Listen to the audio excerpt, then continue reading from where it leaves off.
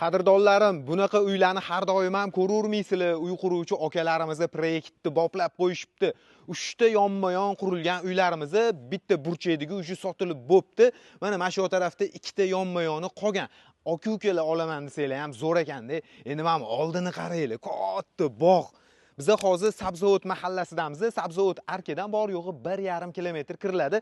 Mana ko'cha taraflarni kengligiga, asfalt qilinganligiga bitta e'tibor berasizlar. Sentralniy kanalizatsiya, suv, svet, gaz, kommunikatsiyalardan umuman muammo yo'q. Endi sekin-astalik bilan ichkariga kirar ekanmiz. E'tibor bergan bo'lsanglar, tashqi tarafdagi devorlarimiz ham pishgan g'ishtdan qilingan. Proyektni haqiqatda boplab qo'yishibdi. Kiruverish mana ustunlarga e'tibor beringlar. Qanaqa betonlardan baquvvat qilingan. Kirganimizda o'ng tarafda kattagina darvozaxonamiz bo'ladi. Bu joyda bitta mashina qo'ysak bo'ladi bemalol. Chap tarafga o'tadigan bo'lsak, bu yoq tarafda bitta hojatxona uchun mo'ljallangan kichkina xona va mana bu tarafda shinamgina bitta yozgi oshxona yasab olsak bo'ladi. Endi yashil hududga keladigan bo'lsak, hovlimizning chap va o'ng taraflarida ham katta joy yashil hududga ajratilgan ekan.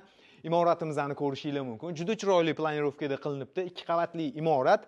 Har bir qavati 130 kvadrat metr kattalikda. Yer to'lasi ham yaxlit qilib 3 ta katta xonaga ajratib qo'yilgan ekan. Birinchi qavatga kirganimizda katta hol, sanuzul, yotoqxona va mehmonxona bo'lsa, uyimizning orqa tarafida ham havo aylanishiga joylar qoldirilgan. Orqa tarafdagi devorlar ham pishgan g'ishtdan qilingan. Bitta dona ham shlaka blok ishlatilmagan ekan. Ikkinchi qavatga chiqqanimizda umumiy hisobda 4 ta xona va o'zini sanuzullar bilan birgalikda mana bunaqa chiroyli balkonlari ham bor. 2,6 sotuvli yer maydoniga ega bo'lgan ikkita yonma-yon korobka holatdagi uylarimizni sotuvda narxini $139,000 so'rashyapti. Lokatsiya vobshe zo'r, proyekt ham shunga mos bo'libdi. Qiziqqanlar uchun quruvchilar nomerini video ostida qoldiramiz. Aloqaga chiqaverasizlar.